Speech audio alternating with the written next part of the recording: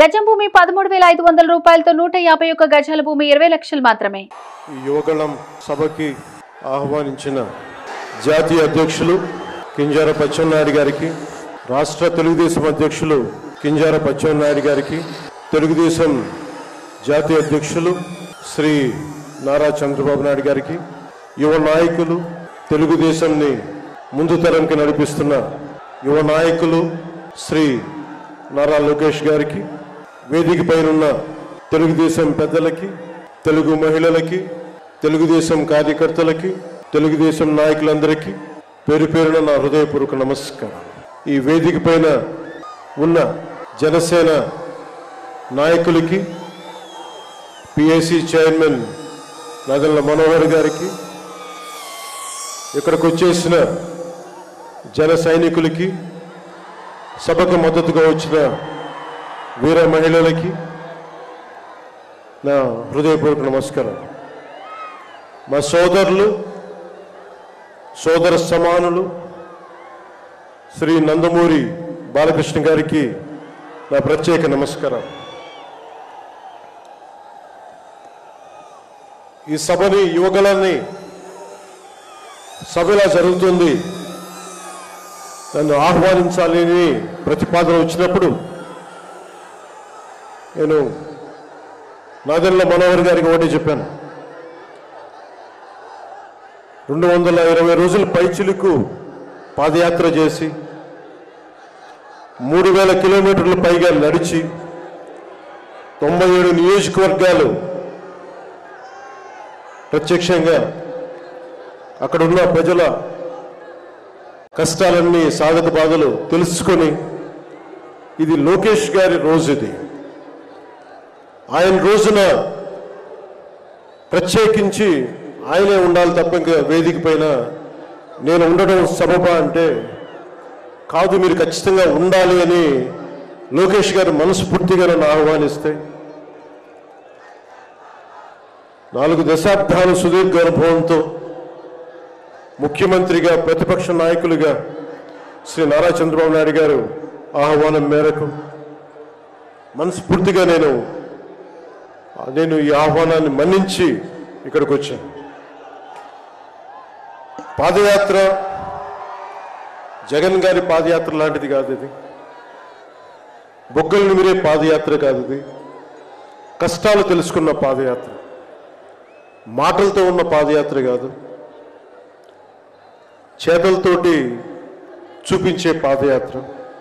అలాంటి పాదయాత్రని చేసిన లోకేష్ గారికి మనస్ఫూర్తిగా నా ధన్యవాదాలు తెలుపుకుంటా ఉన్నాను. ఒకసారి నాకు పాదయాత్ర చేస్తున్నప్పుడు చాలా అసూయ ఉంటుంది. నేను నడుద్దామంటే నాకు నడవనిచ్చే పరిస్థితి ఉండదు. పాదయాత్ర వల్ల చాలా అనుభవాలు ఎదురవుతాయి, చాలా మందితో సాధక బాధలు తెలుసుకోవచ్చు, కష్ట సుఖాలు పంచుకోవచ్చు. అలాంటి అవకాశం నాకు లేనందుకు ఈరోజు నాకు చాలా బాధగా. అలాంటి నాకు రాని అవకాశాన్ని లోకేష్ గారు దిగ్విజయంగా చేయటం, పూర్తి చేయడం నాకు చాలా ఆనందంగా ఉంది. మన ఆంధ్రప్రదేశ్ స్ఫూర్తి భారతదేశానికి చాలా కీలకమైనది. ఈ రోజున భాషా ప్రయుక్త రాష్ట్రాలు ఏర్పడ్డాయి అంటే పుట్టి శ్రీరాములు గారి బలిదానం, త్యాగ ఫలితం. ఆయన స్ఫూర్తి వల్ల ఈ రోజున మనకి భాషా ప్రయుక్త రాష్ట్రాలు ఏర్పడ్డాయి. సో భారతదేశానికి మనం చాలా స్ఫూర్తినిచ్చిన నేల ఇది. అలాగే ఐఏఎస్లు, ఐపీఎస్లు ఉమ్మడి ఆంధ్రప్రదేశ్కి రావాలని ఉవ్విళ్ళూరేవారు. ఈ ఐఏఎస్ అకాడమీల్లో, నైనిటాల్లో ఉండే అకాడమీస్లో ప్రతి ఐఏఎస్ అధికారి చెప్పేది ఆంధ్రప్రదేశ్ ఒక మోడల్ స్టేట్, అది అక్కడికి వెళ్ళాలి. ఈ రోజున అలాంటి ఆంధ్రప్రదేశ్ ఎందుకు వెళ్ళకూడదో ఆ మోడల్ కింద అయిపోయింది ఈ జగన్ గారి నాయకత్వంలో. నేను చంద్రబాబు గారు జైల్లో అన్యాయంగా పెట్టినప్పుడు నాకు చాలా బాధ కలిగింది.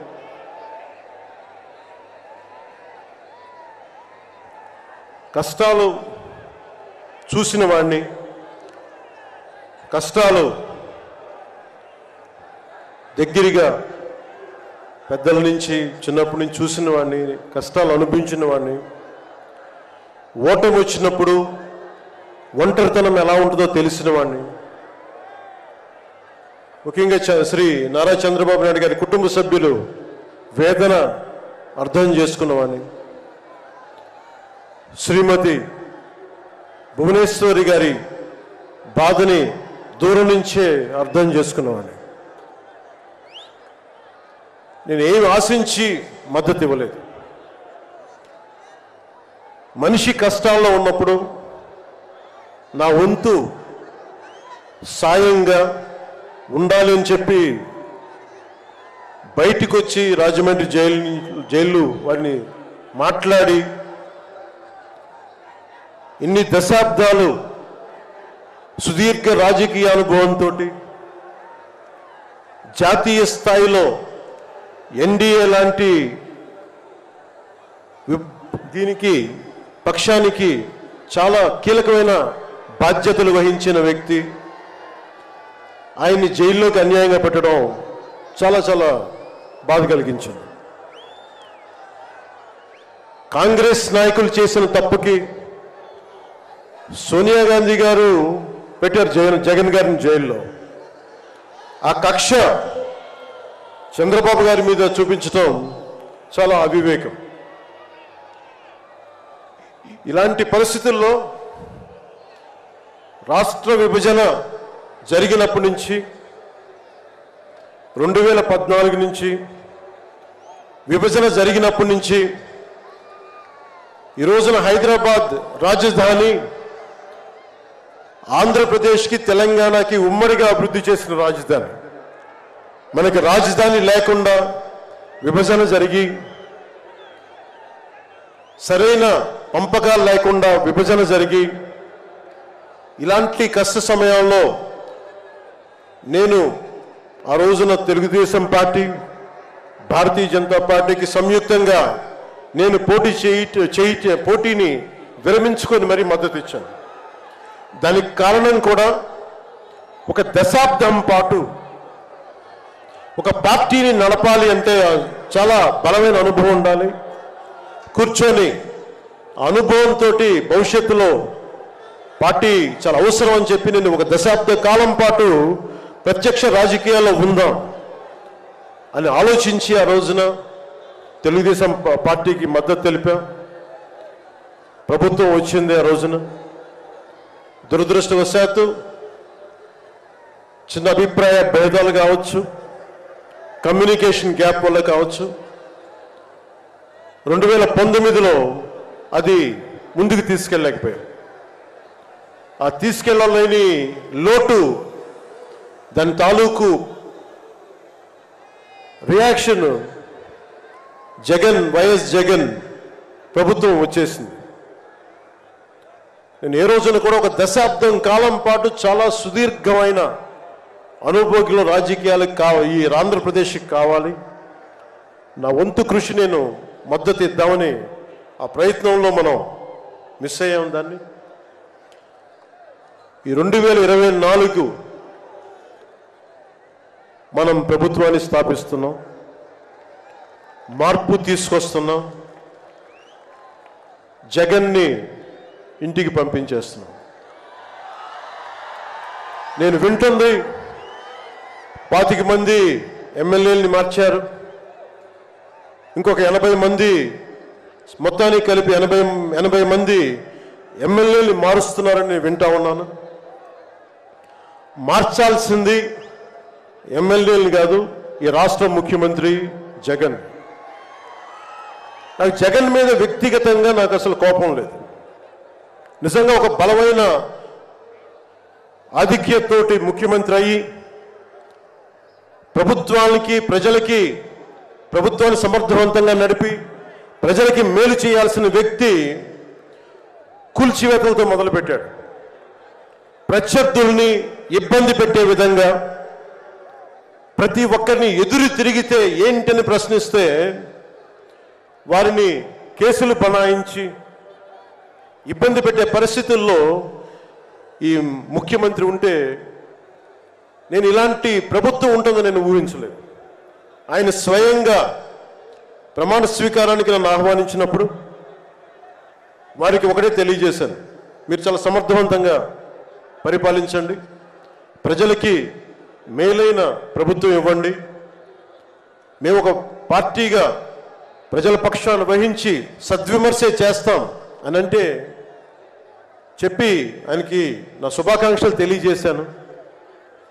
కానీ దురదృష్టవశాత్తు ఈ వ్యక్తికి కక్ష సాధింపు వ్యక్తి, ఎవరో ఒక మాట అనకూడదు, ప్రజాస్వామ్యం అనే ఒక పదానికి విలువ తెలియదు,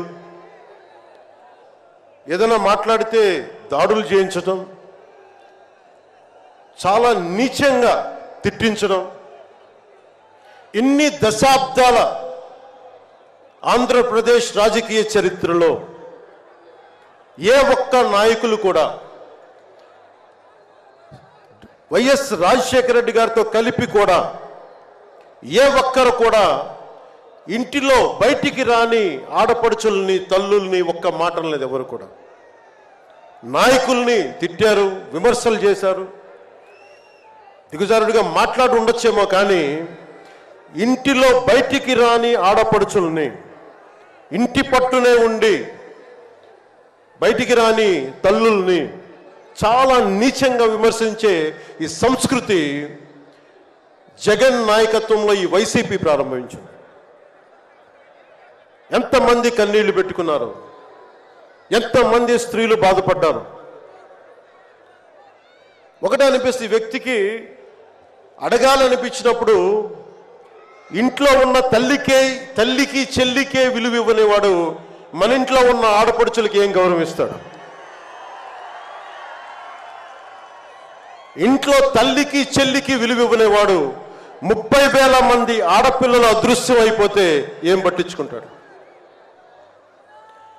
మొన్న 22 ఒక సంవత్సరంలోనే ఎన్సీఆర్బి డేటాలో దాదాపు 10,000 మంది ఆడపిల్లలు అదృశ్యం అయిపోయారు ఒక సంవత్సరంలోనే. నేను మాట్లాడుతున్నప్పుడు డేటాతోటే మాట్లాడతాను. 2.5 సంవత్సరాల క్రితం వైసీపీ వాలంటీర్ వ్యవస్థలోని కొంతమంది ఒంటరి మహిళల మీద, ఆడపడుచుల మీద డేటా సేకరిస్తున్నారు.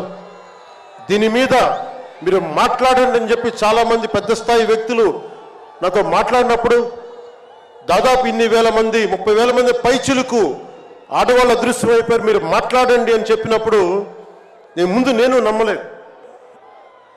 కానీ డేటా తెప్పించుకొని చూస్తే నేను గళమెత్తినప్పుడు వైసీపీ వాలంటీర్ వ్యవస్థ మీద ఆ రోజున ప్రత్యేకించి చెప్పాను, యువతకి ఉద్యోగాలు వస్తే చాలా ఆనందించేవాడిని. కానీ కొద్దిమంది వాలంటీర్స్ చేసే ఈ విధానాల వల్ల ఒంటరి మహిళలు, ఒంటరి ఆడవాళ్ళు, భర్త లేని వారు చాలా అన్యాయానికి గురవుతూ ఉంటే అన్నింటికి తెగించి నేను ఎప్పుడు గొంతెత్తినా ఓట్లుని బేస్ చేసుకొని మాట్లాడను, మార్పుని బేస్ చేసుకొని మాట్లాడతాను, మార్పుని ఆధారం చేసుకొని మాట్లాడతాను. వారాహి యాత్రలో ఆ రోజు ప్రారంభిస్తే నా మీద విపరీతమైన దాడులు జరిగినాయి, విపరీతమైన విమర్శలు, కువిమర్శలు అన్నిటినీ భరించాం. చివరికి విశాఖపట్నంలో కూడా నేను ఎయిర్పోర్ట్ నుంచి మనకి పార్టీ కార్యక్రమాలకు వస్తూ ఉంటే పోలీసుల చేత నన్ను రానివ్వకుండా చేసి, ప్రజలు నమస్కారం చేస్తుంటే ప్రతి నమస్కారం చేయడానికి కూడా ఒక ఉన్నత స్థాయి అధికారి చాలా నీచంగా మాట్లాడి కూర్చోమని చెప్పే స్థాయికి వెళ్ళిపోయింది ప్రభుత్వం. పొరపాటు ఆయన పక్కనే స్టాండింగ్ ఇన్స్ట్రక్షన్స్ వస్తూ ఉన్నాయి అధికారికి. పొరపాటున ఆయనకి స్పీకర్ ఫోన్ నొక్కుకుపోయింది, అధికారులు మనందరికీ తెలిసిన మాట్లాడితే అన్నిటికీ అన్ని శాఖలకి మంత్రి అయిన ఒక పెద్ద మనిషి ఆయన గొంతు వినిపిస్తూ ఉంది. ముందుకు వెళ్ళనివ్వకండి, కూర్చోబెట్టండి, ఇవన్నీ మాట్లాడుతూ ఉన్నారు ఆయన. నాలాంటి వాడికే ఇలాంటి ఇబ్బందులు వస్తే సగటు మనిషికి ఎలా ఉంటుందో మీరు ఆలోచించండి. సుదీర్ఘమైన అనుభవం ఉన్న శ్రీ చంద్రబాబు గారికే ఇలాంటి పరిస్థితులు వచ్చినప్పుడు సగటు మనిషికి ఎలా ఉంటుంది? చాలా అనుభవజ్ఞులైన ఒక్కొక్క సీనియర్ నాయకులకే ఇలాంటి పరిస్థితులు ఉంటే రేపొద్దున భవిష్యత్తులో ఇంకొక మారు వైసీపీ ప్రభుత్వం వస్తే ఎవ్వరూ ఇళ్లలో ఉండలేరు, ఆంధ్రప్రదేశ్లో ఉండలేరు, పెట్టుబడులు రావు. ఇవన్నీ మారాలి. నేను 2021లో ఇప్పటం సభలో వైసీపీ వ్యతిరేక ఓటు చీలనివ్వను. దానికి నాకేదో అద్భుతాలు జరుగుతాయని కాదు, కానీ నిజంగా యువత భవిష్యత్తును దృష్టిలో పెట్టుకొని, మహిళల భద్రతను దృష్టిలో పెట్టుకొని, మనకి వ్యాపారస్తుల పెట్టుబడులను దృష్టిలో పెట్టుకొని, సంక్షేమాన్ని దృష్టిలో పెట్టుకొని ఈ వైసీపీ ప్రభుత్వం మారాలి. వైసీపీ వ్యతిరేక ఓటు అన్నీ కలిపి ఏకతాటిపైన ఒక ప్లాట్ఫామ్ పైన రావాలని చెప్పి ఆ రోజు నేను కన్న కోరిక, నా ఆలోచన ఈ రోజున మన ఉత్తరాంధ్రలో యువగలంలో ఈ విధంగా కనిపిస్తున్నప్పుడు ఒకవైపు తెలుగుదేశం నాయకులు, ఇంకోవైపు జనసేన నాయకులు, దానికి మద్దతుగా మీరందరూ రావడం నాకు నిజంగా చాలా ఆనందం కలిగిస్తుంది. మనం ఈ రోజున ప్రారంభించిన యాత్ర, ఈ రోజున ప్రారంభిస్తున్న ఈ క్షణాలు ఆంధ్రప్రదేశ్ భవిష్యత్తుని నిర్దేశించే క్షణాలు. ఆంధ్రప్రదేశ్ భవిష్యత్తుని మనకి చాలా బలంగా నిర్దేశించే క్షణాలు.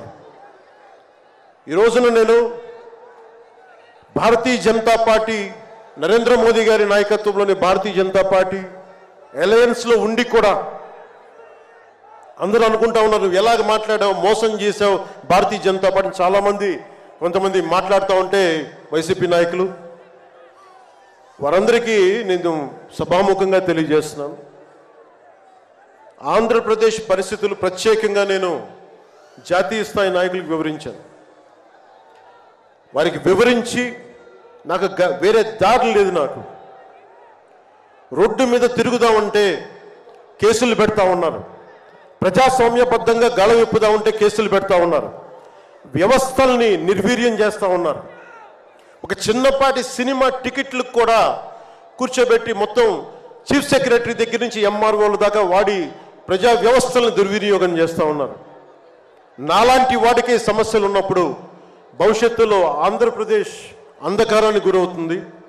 దయచేసి మీరు ఈ గఠబంధన్ని, ఈ పొత్తుని మీరు మనస్ఫూర్తిగా మీ బ్లెస్సింగ్ కావాలి అని చెప్పి నేను అమిత్ షా గారికి తెలియజేశాను. నేను వారు ఎంతవరకు ఒప్పుకుంటారో నాకు తెలియదు, కానీ నా మొదటి ఆఖరి ప్రయత్నం కూడా ఆంధ్రప్రదేశ్ భవిష్యత్తు బాగుండాలి అంటే ఎక్కడి నుంచి మనుషులు రారు, మన భవిష్యత్తుని మనమే నిర్మించుకోవాలి, మనమే కొట్లాడాలి.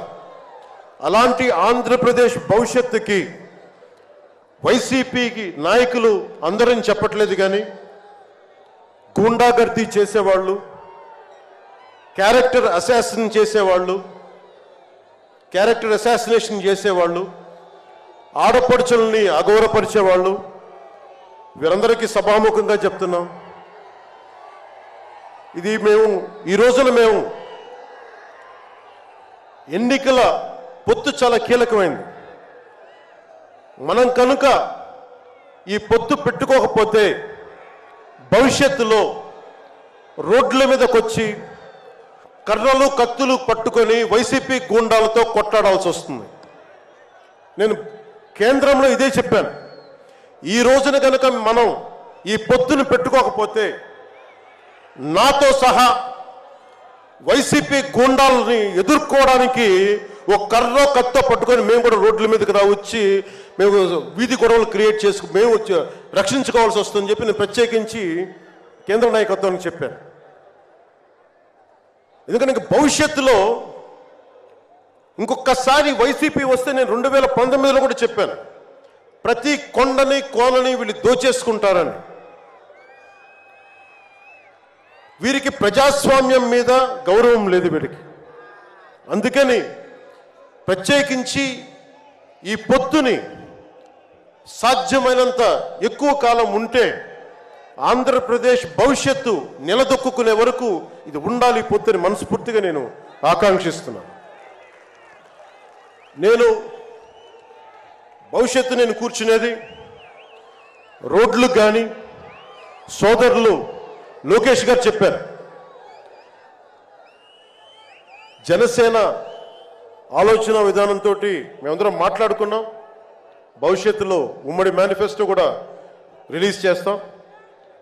దాంట్లో ముఖ్యంగా నేను చెప్పదలుచుకుంటుంది ఇన్ఫ్రాస్ట్రక్చర్, రోడ్లు కానీ, హెల్త్ కేర్ కానీ, primary health care centres, secondary health care centres, tertiary health care centres, అలాగే మనకి యువతకి ఉపాధి అవకాశాలు, గవర్నమెంట్ ఎంప్లాయీస్కి సిపిఎస్ రద్దు మీద ఎలాంటి నిర్ణయం తీసుకోవాలి, రెబీరో గారు పెట్టినట్టుగా పోలీస్ రిఫార్మ్స్ ఇంప్లిమెంటేషన్, అలాగే టీచర్లకి ఉద్యోగాల భర్తీ, రైతులు, కౌలు రైతులు, ఉద్యానవన రైతులు, సెరికల్చర్ రైతులు, ఆక్వా రైతులకి లాభసాటిగా ఎలా ఉండాలి, ప్రభుత్వ పాఠశాలలు, సంక్షేమ హాస్టల్ స్థితిగతుల్ని ఎలాగ మార్చాలి, అంగన్వాడీ కార్యకర్తలకు ఎలాగ ఉండాలి, అండగా ఉండాలి, పంచాయతీల్ని ఎలా బలోపేతం చేయాలి, మత్స్యకారులకి, గిరిజనులకి, దళితులకి ఎలాంటి పథకాలు ఉంటే వారి జీవితాలు మరింత మెరుగవుతాయి, అలాగే చేనేత కార్మికులకి ఎంత అండగా ఉండాలి, వైద్యం అందుబాటులోకి ఎలా తీసుకురావాలి, సంఖ్యాబలం లేని బీసీ కులాలకి ఎంత అండగా ఉండాలి, వీటన్నిటి మీద చాలా లోతైన ఒక ఎక్సర్సైజ్ చేస్తూ ఉన్నాం. దీన్ని బేస్ చేసుకొని ఒక ఉమ్మడి కార్యాచరణకు, ఉమ్మడి ప్రణాళిక నారా చంద్రబాబు గారు మేము కలుసుకొని వచ్చే ఇలాంటి పెద్ద సభలో, రానున్న పెద్ద సభల్లో ఒకటి సంయుక్తంగా దీన్ని రిలీజ్ చేస్తాం. ఈరోజు నేను ప్రత్యేకించి నా మాటని, ఇది లోకేష్ గారి రోజు కాబట్టి, ఆయన కష్టపడి ఆయన రోజు కాబట్టి నేను నా ఉపన్యాసాన్ని కుదించే మాట్లాడుతున్నాను. ముగింపు వాక్యాలుగా నేను మాటకి, మైత్రికి చాలా విలువనిస్తాను. కష్టాలు వస్తే ఒంటరితనం ఎలా ఉంటుందో అనుభవం ఉన్నవాడిని. తెలుగుదేశం ఆది నాయకులు కొండంత కష్టంతో ఉన్నప్పుడు వారు, వారి కుటుంబం, వారి పార్టీ కార్యకర్తలు, వారి పార్టీ నాయకులు మీరు కొండంత కష్టంలో ఉన్నప్పుడు నేను అర్థం చేసుకున్నవాడిని. వ్యక్తి ప్రయోజనాలు, వర్గ ప్రయోజనాలు, పార్టీ ప్రయోజనాలు అన్నిటినీ దాటి ఒక తోటి మనిషిగా, ఒక సాటి మనిషిగా నేను మీకు అండగా నిలబడ్డాను. దాన్ని ఏమి ఆశించి చేయలేదు. నేను ఆశించిందల్లా 5 కోట్ల మంది ఆంధ్రప్రదేశ్ ప్రజల భవిష్యత్తుకి బలంగా నిర్మించడానికి మనం సంయుక్తంగా కలిసి రావాలని ఒక ఆలోచన తప్ప నేను ఏ ఆలోచన పెట్టుకోలేదు. ఈ మైత్రి, ఈ స్ఫూర్తి అందరూ సమిష్టిగా వచ్చే చాలా సంవత్సరాల వరకు దీన్ని కాపాడుకోవాలని ఆశిస్తూ నా ఉపన్యాసాన్ని ముగిస్తున్నాను. మీ అందరికీ పేరు పేరున ధన్యవాదాలు తెలుపుకుంటూ, ఇందాక లోకేష్ గారు చెప్తున్నట్టుగా